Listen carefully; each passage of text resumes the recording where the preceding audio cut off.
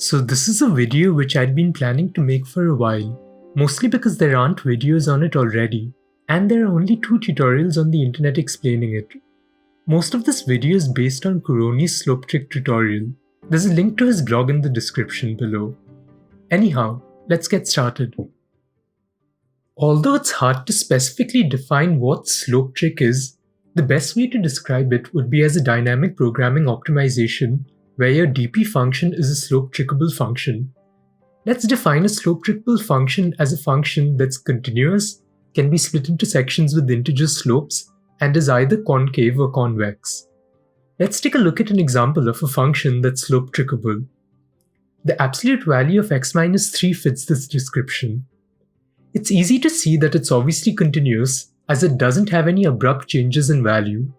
We can divide it into 2 different sections with integer slopes. The red section in this graph has a slope of -1, while the green section has a slope of 1.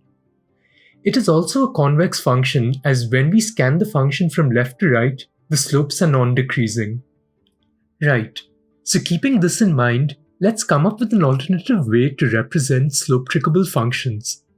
We can always recreate the original function if we store only the rightmost segments function and keep a multiset of points at which the slope changes by 1. For example, the rightmost function out here is x minus 3, and at x is equal to 3, the slope changes twice, from 1 to 0 to -1. So 3 is added to our multiset twice. Let's look at how it will look when we have a larger piecewise function that's slope trickable. This function is continuous, can be divided into sections with integer slopes, and is convex, hence it is slope trickable. Let's try and represent it in the other way. The rightmost function is 2x minus 2. At x is equal to 3, the slope of the function changes from 2 to 1, so we add 3 to our multiset. Then at x is equal to 0, the slope of the function changes to 0, so we add 0 to our multiset once.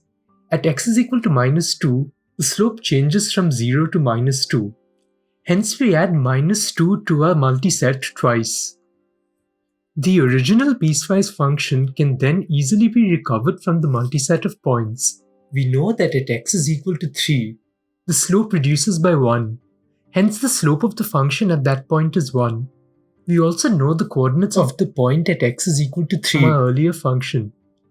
Hence the function can be recovered. This is extended to the entire piecewise function, as if we rebuild the function from right to left. At the slope changing points, we know the gradient of the function and the coordinates of the point at that position. Right, now that we know what slope trickable functions are and how to represent them, let's look at an interesting property of slope trickable functions. If we have 2 slope trickable functions of the same type, f of x and g of x, that is that they're either both convex or both concave, the sum of the 2 functions will result in a slope trickable function of the same type. Let's call this result h of x. What would the slope trick representation of this look like?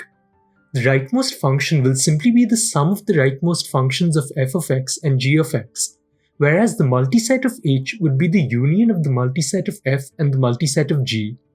Since the multiset consists of points at which the slope changes by 1, the sum of the 2 slope trickable functions would result in a function that changes its slopes at the same points. Let's visualize this merging. Let f of x be the absolute value of x. Let g of x be the absolute value of x minus 2. H of x is the sum of f of x and g of x. The sum of the rightmost functions is x plus x minus 2, which is equal to 2x minus 2. The union of the slope changing points results in the slope changing twice, from 2 to 0 at x is equal to 2, and twice again from 0 to -2 at x is equal to 0. Right, so now that we know what slope trickable functions are, let's try and use it in a problem. The problem's linked in the description below. In this problem, we're given an array of n integers. In an operation, we can select an element in the array and either increment it or decrement it by 1. We need to find the minimum number of operations to make the array an increasing array. That is, a of I needs to be less than a of I plus 1 for all I that's greater than equal to 1 and less than n. If we normalize the array by subtracting I from A of I for all elements in the array, we can convert this problem to finding the minimum number of operations to make the array non-decreasing instead of increasing. Let's define f of I of x as the minimum number of operations to make the array non-decreasing till the ith position, where A of I is less than equal to x. Let's define g of I of x as the minimum number of operations to make the array non-decreasing till the ith position, where A of I is equal to x. Our answer is f of n of infinity. Notice that g of I of x depends on f of I minus 1 of x, as all elements from the first to the I minus first have to be less than or equal to x. Following that, we just add the absolute difference between A of I and x. That's the number of operations to make A of I equal to x. F of I of x is essentially just the prefix minimum function of g of I of x, as the last element can be any value t that's less than or equal to x. Let's try to prove inductively that f of I of x is a slope trickable function. F of 0 of x is equal to 0 for all values of x, hence it's slope trickable. Let's assume that f of I minus 1 of x is slope trickable. The absolute difference between x and A of I is a slope trickable function too. Since the sum of two slope trickable functions result in a slope trickable function, we know that g of I of x is a slope trickable function too. Applying a prefix minimum function on a convex slope trickable function keeps the resulting function slope trickable. Hence f of I of x is slope trickable too. For a convex slope trickable function, the value is non-increasing up until the point at which the slope becomes 1. We can imagine f of I of x as a function where we cut the point at which the slope of g of I of x becomes 1 and flatten it to form a horizontal line from that point. The important thing to notice out here is that the flatten operation will always make the resulting line from the point a horizontal line, because the rightmost function of g of I of x will always have a slope of 1. This can be observed from our earlier recurrence relation for g of I of x from f of I minus 1 of x, whose rightmost function's slope is 0. Adding the absolute difference of x and A of I to it will only increase the slope by 1, making g of I of x's rightmost slope 1. If we were to think of the slope trick representation of this, if we have the multiset of slope-changing points of g of I of x, we only need to remove the largest slope-changing point from the multiset to obtain f of I of x. To solve this problem, let's maintain the multiset of slope-changing points in f of I minus 1 of x.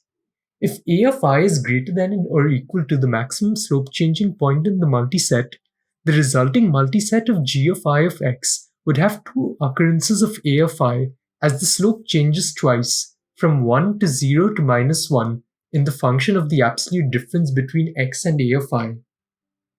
We then remove the maximum element in the multiset to obtain f of I of x.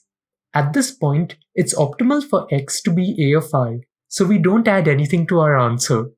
So note that all we need to do in this case is just add A of I to our multiset once.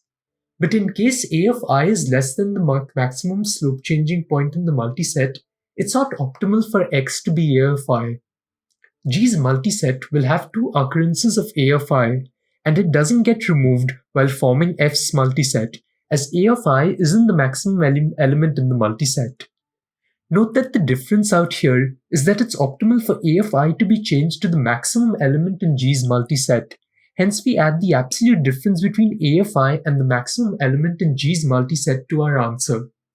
We then remove the maximum element from G's multiset to obtain F's multiset of slope-changing points. If we implement this using a priority queue, our final complexity will be O of n log n. So yeah, that's how you solve this problem. I've included a few more slope trick problems in the description below. I hope you found this video helpful. Please like, share and subscribe. Feel free to provide any feedback that you might have. I'll be uploading more tutorials soon, and I might upload video editorials for some contests too.